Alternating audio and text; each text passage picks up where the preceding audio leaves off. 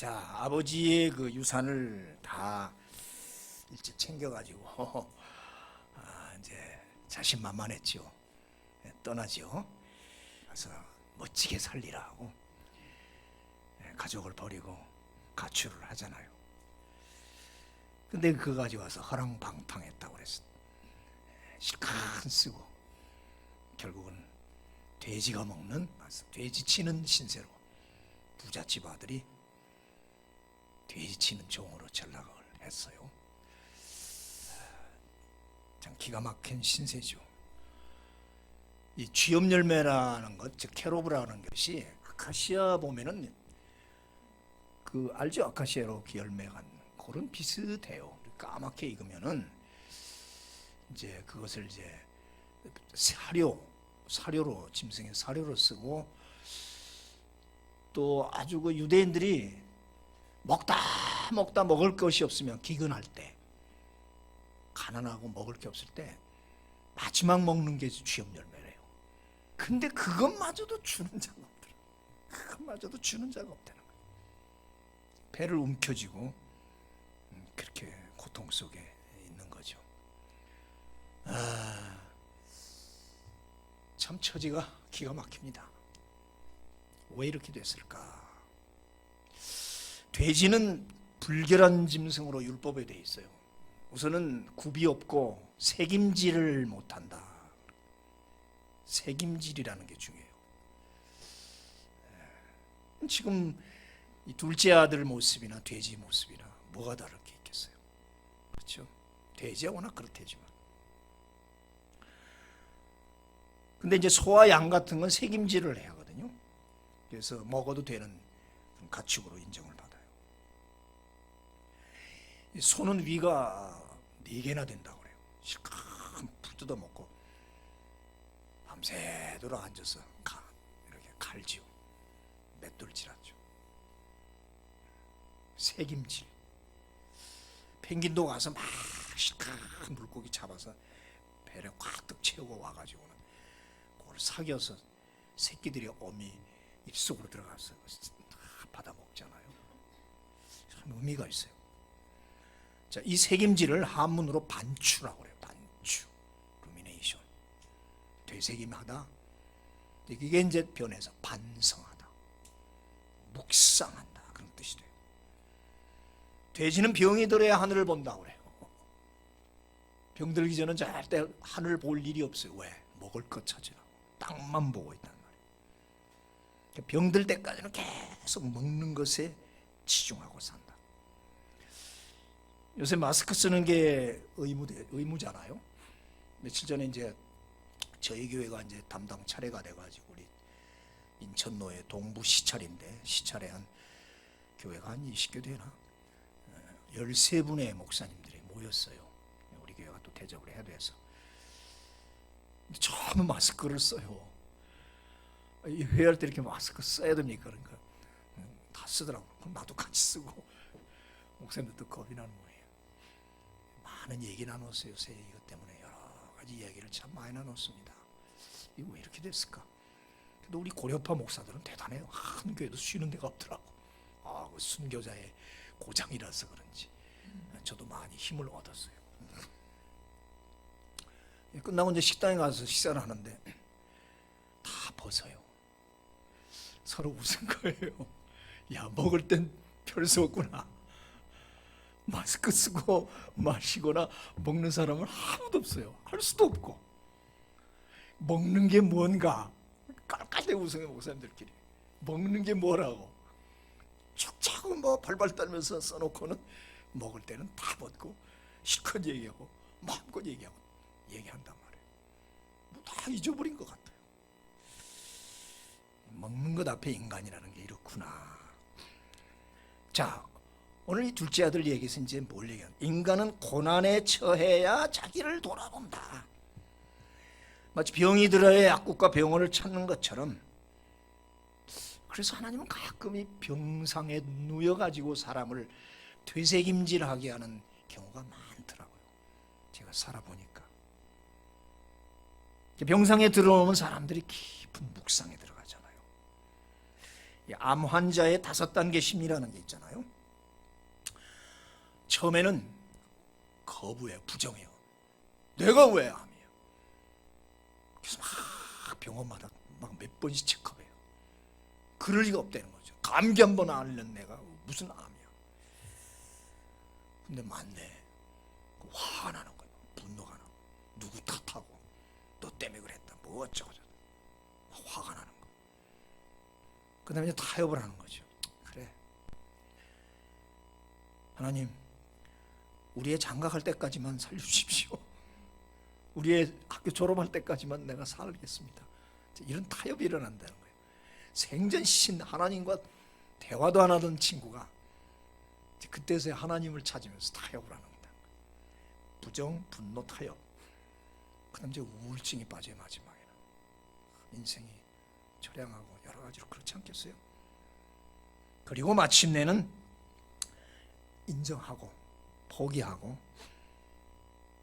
그래서 잘못된 것을 이제 사람들 다 사과하고, 그래서 정리를 한다. 반성하고 정리하면서 남은 생을 평화롭게 마치는 그런 5단계를 지나간다는 거죠. 아, 병은 반취의 기회구나. 실패도 그렇고. 오늘 탕자도 아마 이런 단계를 거쳐가면서 마지막 그 현실을 수용하는 것 같아요. 이에 스스로 돌이켜, 아버지, 내가 하늘과 아버지께 죄를 지었습니다. 하늘과 이 땅에 아버지에게 죄를 지었다. 누가는 아버지와 하나님을 동시적으로 보는 거예요. 내가 아버지에게만 잘못한 게 아니라 하나님께 잘못해, 하나님께 죄를 지었다. 아니 뭐 아버지 돈 갖고 와서 그런 건데 하나님하고 또 무슨 관계 있었겠어요? 인간은 이렇게 극한 상황에 닥치면은 결국 하나님을 찾게 된다는 거죠. 종교 심리가 있는 거죠. 마지막에는 부모에게 비료했고 하늘의 하나님께 죄를 지었음을 깨달았다. 이 죄라는 게 뭐냐? 이 죄를 영어로 신이라고 그러고 이제 헬라 말로 하마르티아라고 그래. 하마르티아. 관역을 놓고 활을 당겨서 탁 쏴서 그 관역을 정점을 맞춰야 되는데 못 맞추는 거예요. 미달하거나 비켜가거나 넘어가거나 관역을 맞추지 못하는 걸 하마르티아라고 그래요. 죄는 하나님이 그 의에 도달하지 못하는, 하나님이 정해놓은 그 목표를 제대로 맞추지 못하고 살지 못하는 걸 죄라고 합니다. 근데 인간은 별 수 없어요. 아무리 해도.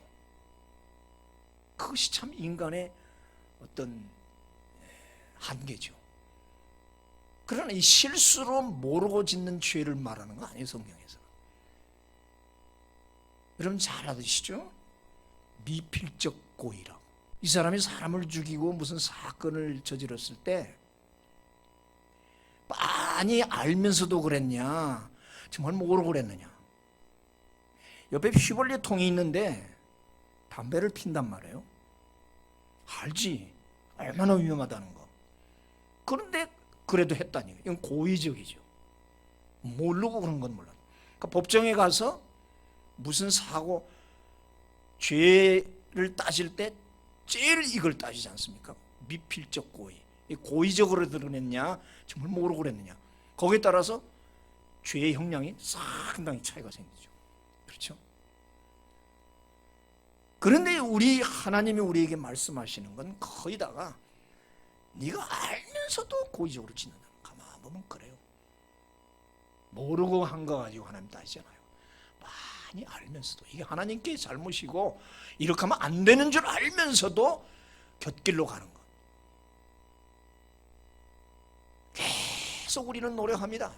관역을 정통으로 맞춰보려고 온갖 방법을 다해서 노력을 한다고요. 모든 사람이 죄를 범하였으며 하나님의 영광에 이르지 못하더니 근데 인간은 못해요. 저 율법 613계명이라고 있는 저 율법을 도저히 지킬 수 없어요. 로마서 우리 배웠잖아요. 죄는 오히려 율법은 오히려 죄만 깨닫게 한다. 인간은 도저히 저 율법에 다가갈 수 없어요. 목표를 이룰 수, 하나님의 의에 다다를 수 없다는 거죠. 그래서 율법이 존재하는 이유는 우리의 죄를 깨닫고 사람의 힘으로는 안 된다. 그러니 어떡하냐? 결국은 하나님의 은혜로 믿음으로만이 의롭게 된다. 이신득의. 따라할까요? 이신득의. 믿음으로만이 의롭게 된다. 아멘. 그것이 은혜다. 율법의 목적은 사람으로 죄를 깨닫고 무능하다는 것을 오히려 깨닫게 하려 합니다. 그래서 하나님도 우리에게 죄의 문제를 따지는 게 아니라 왜 죄를 지었느냐를 문제 삼지 않고 너는 그럼 그 죄를 얼마나 회개했느냐, 회개를 따져 묻는 하나님이에요. 그래서 이 세상에 용서 못할 죄는 없어요. 하나님은 무슨 죄를 지었든지 회개하면 돼요. 기독교는 죄를 따지는 종교가 아니라 회개를 따지는 종교다. 아멘. 그래서 우리는 하나님께 회개하면, 돌아오기만 하면 다 용서, 죄사함을 받는다는 거죠. 그러니까 참 회개는 자기의 잘못과 자기의 고의성을 인정하는 것일 수밖에 없다. 이 둘째 아들 알지요. 알면서도 그렇게 했거든요. 고집피고 한번 독립해서 멋있게 살아보려고 간섭받지 않고. 그것이 아버지에게 한 게 아니라 하나님에게도 그런 마음이 인간들에게 있다는 거죠. 하나님께 왜 간섭? 신이 뭔데? 내가 잘났어, 내가 똑똑하고 내 힘으로 얼마나 할 수 있는데 신 들어오지 마라. 대부분의 무신론 철학자들이 다 그러거든요. 스스로 돌이켜.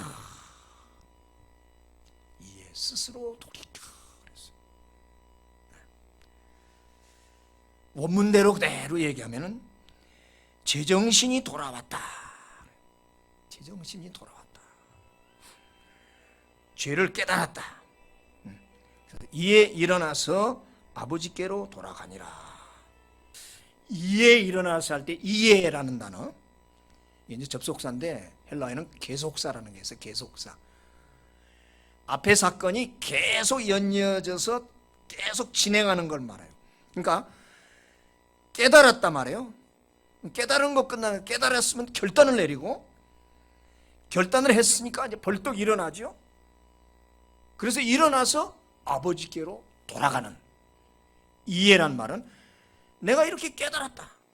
하늘아버지와 육신의 아버지에게 죄를 졌으니. 그럼 사람들은 대부분 거기서 깨닫기만 하고 말아요. 결심하기도 하고도 말아요. 그냥 작심삼일이라고 그러죠. 행동으로 계속 이어져 나가는 것이 참된 회개다. 즉 반추는 행동으로 이어져야 반추의 의미가 있다, 그 말이죠. 고난당한 것이 내게 유익이라 이로 인하여 내가 주의 율례를 배우게 되었나이다. 시편 119편 71절. 고난이 내게는 무익인 줄 알았더니 고난을 당해보니까 하나님의 말씀을 알고, 그래서 하나님의 말씀을 배우게 됐다. 고난의 유익을 이제 깨달았단 말이에요. 안 당해보면 모른단 말이에요. 그 다음에 고난당하기 전에는 내가 그릇 행하였더니 이제는 주의 말씀을 지키나이다. 고난 없을 때는 뭐 자기 마음대로 했지요. 둘째 아들처럼. 다 그래요. 고난이 오므로 깨달았고, 이제 내가 말씀대로 살아야겠구나. 하나님 말씀이 나의 길이요 나의 빛이구나. 여기 사는 길이 있구나. 이제 말씀대로 살아야지. 그렇게 해서 둘째는 이제 돌아옵니다. 아버지는 날마다 우리 둘째 놈 잘 사나? 어떻게 됐나? 밥은 먹고 사나? 누구 말마다 밥은 먹고 사니? 그렇게 문 밖에 나와서 사면을 보며 우리를 기다리네. 팔찌에 누구 하나가 절뚝절뚝거리면서 힘이 없이 비틀거리고 오는 걸 아버지는 알아. 그림자가 다 그런 의미 있잖아요. 둘째인 걸 알아. 아들은 천천히 오지만 아들은 달려가서 쏜살같이 달려가서 아들을 껴안고 입을 맞추고, 죽었던 내 아들을 만났구나, 잃었던 내 아들을 찾았다. 이 내 아들은 죽었다가 다시 살아났으며 내가 잃었다가 다시 얻어놓으라 하니 그들이 즐거워하더라. 지금 세계가 대유행병 때문에 큰 혼란에 빠져 있고 2차 대전 이후에 처음 있는 일이라고 해요. 별 수 없이 지금 다른 설교하면 참 그렇고, 제 설교도 이 방면으로 지금 가고 있고 모든 목사님들도 그래요. 지금 왜 이럴까? 하나님이 내리신 징벌인가? 뭘 깨닫게 하시려는 것일까? 참 수없이 생각하고 매일 하루 종일 생각해 봅니다. 이번에 가서 목사님들하고도 많은 소리 들어보고 몇 가지 결론은 나오더라고요. 근데 하나님이 하시는 거다. 전염병은 일시에 확 퍼지다가 갑자기 사라져요. 하나님이 거두지 않으면 안 돼요. 다른 거하고 달라요. 역사에 수많은 걸 보니까 하나님이 갑자기 사라지게 해버려요. 이상해요. 그것도 꼭 무슨 약이 개발돼서도 아니고. 1400년 유럽에 그 당시 인구가 한 5억이었는데 세계 1억이 죽었으니까 끔찍하죠. 그 이후에 한 300년 동안 이 흑사병이 계속 있었거든요. 오늘날까지 많은 전염병이 있었어요. 그때마다 이제 하나님이 많은 깨달음을 주고 그 속에서 교회도 반성하고 오히려 전화기 이복이 돼서 의술도 발달하고 지금 전시체제를 해가지고 자동차 만드는 회사에서 인공호흡기를 만들고 무슨 의류 만드는 회사가 접고 마스크를 만들고 모든 게 전시체제라고 그렇게 해요. 어쨌든 이 고난은 반추의 기회다. 이 재앙이 요한계시록에서 예언한 그 종말의 한 현상은 아닌가. 그래서 그 부분을 좀 찾아보는 거예요. 우리 옛날에 요한계시록 강의할 때 100만원 승리를 표현하고 붉은 말은 전쟁을 말하고 검은 말은 기근, 경제적 어려움을 말하고 청황색, 즉 창백한 색입니다. 저건 창백한 색은 시체, 죽음을 표현한다고 하는데 종말에는 전쟁으로 핵무기 하도 발달하니까 그쪽이 아닌가 했는데 이건 느닷없는 전염병과 기근, 경제적 어려움, 그래서 사람이 죽어가는, 단순한 중국이나 이웃 우리나라나 일본의 문제로 끝날 줄 알았는데 이게 세계로 퍼져나가서 어떻게 저렇게 이탈리아는 저럴 수가 있나. 아니 막 지금 어마어마해요. 왜 저렇게 잘 죽지 진짜 저렇게. 미국도 지금 심각하고 캘리포니아 6천만 명인데 디즈니랜드도 문 닫고 유니버설 스튜디오도 문 닫고 겨우 이제 음식점 가서 투고해갖고 와서 겨우 먹고, 이 전 세계적인 거에 대해서 우리는 뭘까? 검은 말일까? 청황색 말일까? 정말 7년 대환란이 다가온 걸까? 마태복음 24장에 말세 이야기가 나오는데 그때 유대에 있는 자들은 산으로 도망할지어다. 지붕에 있는 자는 집안에 있는 물건을 가지러 들어가지 말고 밭에 있는 자는 겉옷을 가지러 뒤로 돌이키지 말라. 그때 산이 뭘까? 우리 기독교 정통 해석에서 그 산은 교회거든요. 하나님의 집으로 가라. 근데 지금은 하나님의 집이 아닌, 하나님의 집이 아닌, 오히려 지금 하나님의 집 교회가 무슨 질병의 온상인 것처럼 오해받고 있어요. 그지요?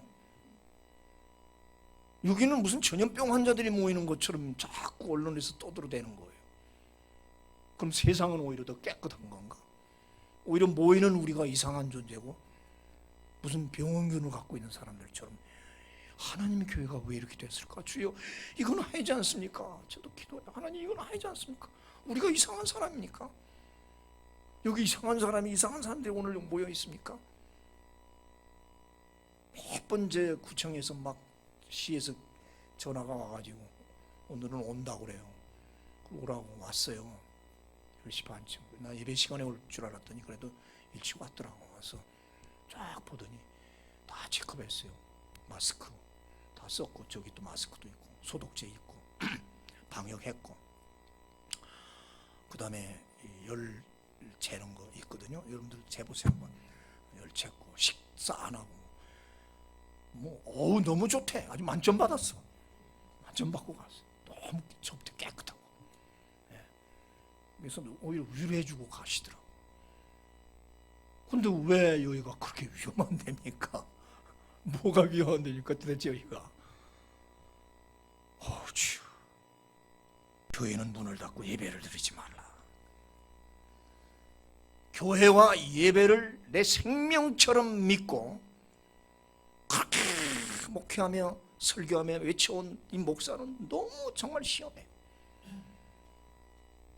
교회는 내 생명이고 우리 인류의 희망이고, 예배 없는 교회는 있을 필요가 없고, 예배 없는 교회당은 그건 건물이지 그게 무슨 교회냔 말이에요. 하나님이 그럼 뭐하러 교회를 세우셨어요?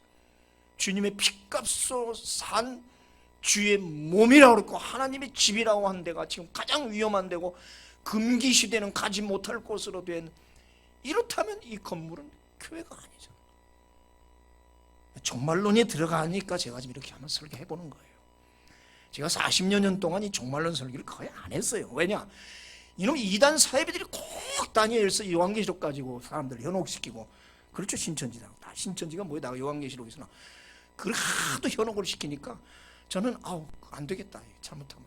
그래서 일부러 그 부분을 잘 터치를 안 했어요. 그런데 오늘 지금의 현상은 단순한 현상이 아니라 전세적인 현상이기 때문에 이건 좀 심각하다. 이건 하나님 분명히 뭔가 영적으로 계시적 의미가 있긴 있겠구나. 한 번도 경험해보지 못한 일을 겪고 있기 때문에, 그래서 7년 대환란의 전조인지 저건 종말로 가는 한 사건이 아닌가를 한번 생각해 봤다 그 말입니다. 거기에 우리가 뭔 두려워하거나 이상하게 갈 건 없습니다만, 성경에 보면은 내 날이 기울어지는 그림자 같고 풀에 시들어짐 같으니이다. 이제 세월 이 해가 기울어져요. 풀에 시들어짐 같아요. 나는 석양의 그림자같이 지나간다. 만물의 마지막에 가까웠으니 그러므로 너희는 정신을 차리고 근신하며 기도하라. 오늘 엠마오로 내려가는 두 제자는 실망이 만저많이 하느니 어떤가 같아요. 누가복음 24장으로 갑니다. 그들의 말투가 그래요. 우리는 저 사람이 이스라엘을 속량할 자라고 바랐노라. 저 예수라는 사람이 왕으로 등장을 해갖고 이 나라를 구원하고 뭘 해줄 줄 알았는데 속절없이 가버리더라. 아주 십자가에 돌아가신 그 예수 그리스도를 남 얘기하듯이 조롱조롱하게 얘기해요. 두 제자가. 예수의 정체성을 모르면 신자는 자주 실망에 빠져요. 예수는 누군가? 제자들은 선생님이 어서 이스라엘 왕으로 올라 정의의 통치자가 되어 도탄에 빠진 백성을 구원해 주기를 바랬거든요. 백성들도 그걸 학수고대 했단 말이에요. 왕이 되어서 우리를 멋지게 통치해 주시고 로마를 물리쳐 주시고 저 헤롯에 빠진 도탄에 빠진 우리 백성을 구원하옵소서 오산나. 이게 소위 이제 정치적 메시아, 경제적 그리스도를 말하는 거죠. 그런데 그는 너무 어처구니 없이 허무하게 죽어버립니다. 그것도 세상 사람들이 제일 혐오하는 십자가로 죽어요. 이거 실망, 분노가 치밀어 올랐어요. 다 도망갔습니다. 그렇다면 그동안 우리가 만났던 그 예수는 누구인가? 이제 질문이 나오는 거예요. 십자가 사건 이후로. 그 중에 두 사람은 별 필요 없다. 헛살았다. 가자. 내 살 길 찾아서 엠마오로 가는 거 아닙니까? 여러분, 가이사라 빌립보라는 데가 있는데 그 바위 밑에 멋있게 신전을 지었어요. 로마 사람들이. 제우스 신전, 주피터 신전. 왼쪽 그 빨간 지붕꽃 뒤가 큰 동굴이 있는데 그 동굴에 가면 물이 있어요. 그런 지옥으로 들어가는 동굴이라고 그래요. 그리고 오른쪽에 제우스, 가운데 제우스 신전, 또 오른쪽에 이런 신전들이 있어요. 만신전이라고 수많은 신들을 모시는 곳이에요. 거기가 가이사라 빌립보예요. 가이사라 빌립보의 그 신전 앞에서 예수님이 참 의미 있죠. 그 신전 앞에서 제자들을 놓고 너희들은 나를 누구라고 생각하느냐. 누구냐 내가. 어떤 사람은 뭐 엘리야입니다. 어떤 사람은 세례 요한입니다. 어떤 사람은 선지자입니다. 별소리 다 하거든요. 그 신들을 섬기는 신전 앞에서 그렇게 묻거든요. 그때 베드로가 역시 딱 일어나요. 주는 그리스도시요 살아계신 하나님의 아들이십니다. 이야, 멋있는 고백을 해요. 너 참 멋있게 고백했다. 내가 내게 천국 열쇠를 주고 너의 그 신앙 고백 위에 이 신앙 고백에 내가 교회를 세운다. 그때 그 이름을 베드로, 바로 그 바위 덩어리로. 너는 이제 베드로다. 반석이다. 주는 그리스도 살아계신 하나님이다라는 이 신앙 고백이 튼튼한 바위 위에 교회가 세워지고 이 교회가 바로 천국 열쇠를 받았다. 아멘. 상징이죠. 바로 저 자리에다 교회를 세운다는 게 아니죠. 저렇게 바위 덩어리 튼튼한 그 바위 같은 그 믿음, 별것도 아닌 고백인 것 같은데 그게 교회란 말이에요. 음부의 권세가 이기지만, 아까 그 하데스 동굴, 그건 지옥이라고 그랬거든요. 그 권세가 이기지 못하는 천국 열쇠를 갖는 그게 교회의 권세라는 거예요. 그걸 베드로에게 얘기하는 거예요. 자, 그렇게 당당한 고백을 했던 수적 제자가 예수께서 어느 날 나는 이제 처음 고백하죠. 사람들에게 고난을 받고 죽음을 당할 것이다. 제사장과 서기관들에게 핍박을 당하다가 십자가에 죽임을 당한다. 그래요? 우리 제자들이 깜짝 놀라죠. 죽는다고요? 우리가 고대하는 건 지금 빨리 왕에 대해서 멋있게 통치해 주길 바라는데 죽는데요. 그것도 십자가로 죽는데요. 그러니까 혈기 많은 베드로가, 그렇게 고백했던 베드로가, 혈기 많은 그 베드로가 하는 말이 삿대질하는 거예요. 성경에는 꾸짖었다고 그랬어요. 지금 무슨 말 합니까? 무슨 말을 그따위로 합니까? 이렇게 따진 거예요. 왕고고법으로 항변했다고 그러는데 그 헬라 말은 따지는, 꾸짖는 거예요. 이야. 주님을 향해서 얼굴을 붉히며 대드는 제자가 선생을 꾸짖다니 기가 막힐 노릇이죠. 바로 앞에서 어떻게 고백했던 베드로인데 그때 주님도 참다 못해서 사탄아 내 뒤로 물러가라. 사탄이라고 그래요. 수적 제자를 보고 사탄아 꺼져라 그 말입니다. 그러면서 하나님의 일을 생각하지 않고 사람의 일을 생각하는구나. 하나님의 일은 뭐예요? 그 아들이 우리 죄를 지고 십자가에 죽는 게 하나님의 일이란 말이에요. 아멘. 그분이 죽어야 우리 죄가 용서받고 그분이 사흘 만에 살아남으로 우리가 영생을 얻는단 말이에요. 십자가와 부활, 이것이 하나님의 일인데 베드로나 제자들은 사람의 일. 사람이 뭐예요? 빨리 좀 이 땅에 멋있는 유토피아를 만들어 주십시오. 천국을 만들어 주십시오.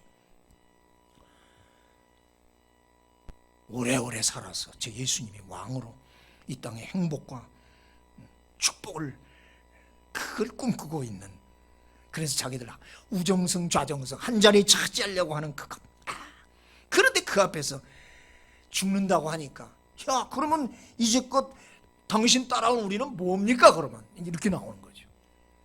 쇠가 빠지게 고생하면서 3년 따라온 우리는 뭡니까? 그럼 당신 죽어 가버리면.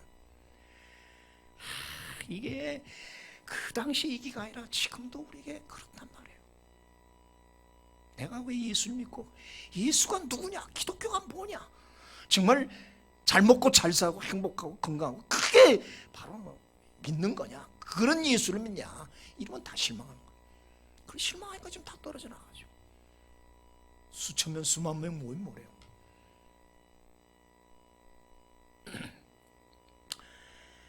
잘못 가르치고 잘못 해왔죠. 우리 대한민국 교회도 기복신앙으로. 그래서 아마 화가 난 모양이죠. 화가 났겠죠. 에피티마오라는 이 꾸짖다라는 말은 거의 비난 수준이죠. 예수님은 한 번 꾸짖는데 베드로는 그 현재 능동태 계속 그래 막 계속 대들었어요. 한 번 얘기한 게 아니에요. 뭡니까 대체? 우리는 내가 예수 당신 믿고 이때까지 왔는데 하나님 응답 없고 우리도 막 계속 대들잖아요. 현재 진행이에요. 예수의 정체성, 곧 그가 누구시며 왜 이 세상에 오는지를 바로 깨닫지 못하면 인간은 실망하고 분노할 수밖에 없어요. 항변하고 투덜거리다가 엠마오로 내려가는 거예요. 올라가는 예루살렘이 아니라 내려가는 엠마오란 말이죠. 엠마오 뜻이 뭐라고 해서 옛날에 설교했습니다. 따뜻하다, 온천. 인간이 추구하는 것이 무엇인지를 말해주는 단어예요. 그러나 예수님은 도피하는 제자들을 끝까지 따라가잖아요. 동행하셨단 말이에요. 길 가면서 계속해서 성경을 풀어주셔요. 성경 전체를 망라해서 예수 당신에 관한 모든 것을 가르쳐요. 모세부터 선지자와 그 역사서까지 다 설명했다고 해서 그 반나절 엠마오로 내려가는 한 20km 될 거예요. 그러면서 하는 말이 그리스도가 이런 고난을 받고 자기의 영광에 들어가야 할 것이 아니냐. 십자가 없는 영광은 없다. 십자가 없는 그리스도는 의미가 없다. 고난 없는 성도는 의미가 없다. 고난 없는 성도는 의미 없습니다. 아멘, 여러분. 예수의 고난을 자기 육체에 채우지 않는 그 어떤 축복과 장수는 의미가 없다. 영생으로 이어지지 않는 장수는 헛것이다. 100살을 살아도 영생 못 들어가면 아무 의미 없다 이 말이에요. 그렇죠? 예수 그리스도는 우리에게 영생을 주시려 오셨고 그 영생을 위해 십자가 죽음을 택하셨고 그 영생을 부활로 성취했다. 이런 그리스도 정체성을 모르면 우리 신앙은 헛된다. 때가 저물고 날이 이미 기울었나이다. 엠마오로 가까웠을 때 때가 기울고 날이 이미 기울었나이다. 저 말이 참 요새 닿는 거에 왔어. 저 말 참 그렇게 와 닿는지 몰라요. 저는 이번에 인간의 때가 저물고 있구나. 세상의 때가 이미 기울고 있구나. 이 저물다라는 말 저녁 때는 바로 밤의 시작을 말해요. 진짜 어두운 밤이 온단 말이에요. 밤의 전조예요. 저녁 때라는 거. 밤이 오면 아무것도 안 보입니다. 그런 때가 오면 참 큰 환란입니다. 기울다라는 말은 하향하다, 끝이 오다 그 말이에요. 해가 기울어 서산으로 넘어가는 모습이죠. 해가 떨어진다고 그러죠. 낙종을 떨어질 낙자로. 바로 이때 제자들이 예수와 함께 떡을 뗄 때 예수를 알아보죠. 그리고 고백하죠. 길에서 우리에게 말씀하시고 우리에게 성경을 풀어주실 때 우리 속에서 마음이 뜨겁지 아니하더냐. 그들은 일어나 그 길로 예루살렘으로 달려 올라갑니다.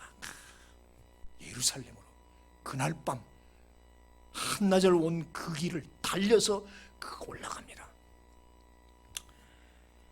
이런 말이 있습니다. 일락서산 월출동이라. 서산에 해질 때 동편에서는 달이 뜬다. 서산에 지는 해는 그 얼굴을 씻고 다시 동해로 솟아오르기 위해 잠시 서쪽산으로 쉬러 간다 그랬어요. 옛날 사람들. 지고 진다 없어지는 게 아니라 서쪽산에 잠시 쉬러 간다. 참 멋있죠 옛날 시들. 이 낙조는 한낮 동안 피곤한 몸을 서산마루 위에 기대쉬면서 새벽을 기다린다. 낮 동안 해는 온몸에 너무 먼지를 많이 뒤집어 썼다. 와 같이 세상은 그동안 너무 더럽혀져 있었다. 화려한 돼지. 나는 21세기 세상 지금 현대 문명을 저렇게 볼 수 있어요. 그 화가가 잘 표현했어요. 화려한 문명 속에 지금 멋지게 찬란하게 살고 있는 것 같아도 가만 보면 화려한 돼지다. 어때요? 기가 막힌 그림이죠. 우리의 모습이 저거 아닌가? 돼지도 존경하는 몸으로 눈으로 바라보고 있어요. 그러니까 울긋불긋 컬러풀한 세상, 화려한 돼지, 무슨 의미가 있어요? 이번에 하나님이 그 때를 씻어내리시려는 모양 같다. 석양에 서로하지 마라. 낙조에 속지 마라. 낙조는 끝이 아니라 잠시 쉬었다 다시 떠오르는 일출의 시작이다. 나는 이번 이 사건을 그렇게 보고 싶습니다. 새로운 세계를 만들기 위해서 하나님이 잠시 쉬게 하는 게 아닐까 긍정적으로 생각합니다. 말세가 아니라. 이런 말 있죠. 미네르바 올빼미는 황혼의 날개를 핀다. 미네르바란 말은 고대 그리스 용어인데 지혜라는 말이에요. 지혜로운 올빼미는 해가 질 때 날개를 피기 시작해요. 앞문이 막히고 옆문이 막히고 뒷문이 막힐 때 하나님은 하늘문을 여신다. 누가 했다고요? 헬렌 켈러 알죠? 다 막혔잖아. 온 세계가 하늘문이 열려있더라고요. 분명히 고난은 반취의 기회입니다. 고난은 되새김의 기회다. 이럴 때 하늘문이 열린다. 우리 필그림 식구들은 이때 하늘문을 열기를 축원합니다. 여러분, 나는 그렇게 확신합니다. 이때다. 남들이 사라질 때 우리는 열자. 우리는 언제까지 콩깍지 앞에 놓고 돼지와 신경이 할 것인가? 희망 없는 돼지, 우리는 빨리 떠나자. 아버지 집으로 가야 된다. 거기에 풍요와 잔치와 노래가 있다. 여기 아버지 집은 곧 하나님의 집입니다. 하나님의 자녀가 거해야 할 곳은 오직 하나님 아버지의 집입니다. 오늘 메시지 결론은 그거예요. 엠마오 제자들처럼 예수를 만난 자는 형제 공동체로 돌아갑니다. 따뜻한 엠마오를 떠나 바람 불고 핍박이 있는 예루살렘으로 올라갔습니다. 예수를 만난 자는 그렇단 말이에요. 문을 닫고 오지 말라고 해도 갑니다. 핍박하는데도 갑니다. 왜? 예수를 만나고 예수를 체험했기 때문에. 예수의 제자라면 마땅히 교회 공동체로 모여들어야 한다. 그것은 하나님의 거룩한 집이요 예수 공동체이기 때문에. 이것이 나의 교회론입니다. 믿으시면 아멘 하십시오. 우린 하나님의 자녀예요. 그럼 어디로 가야 안전해요? 하나님의 집으로 가야죠. 나는 예수를 만났어요. 예수의 형제들이 모인 곳이 거기가 가장 아름답고 행복한 곳이에요. 핍박이 있거나 바람이 불어도. 그래서 이 두 제자는 분명히 거기 가면 잡힐 수도 있는데 가잖아요. 형제 공동체. 거룩한 공회와 성도가 서로 교통하는 것과 이 자리는 홀리 커뮤니티, 거룩한 공동체. 공동체는 우리예요. 사도행전에 우리라고 항상 우리, 나야가 아니라 나의 어떤 건강과 나의 유익을 위해서 다 숨어드는 게 아니라 우리다, 공동체다 말이에요.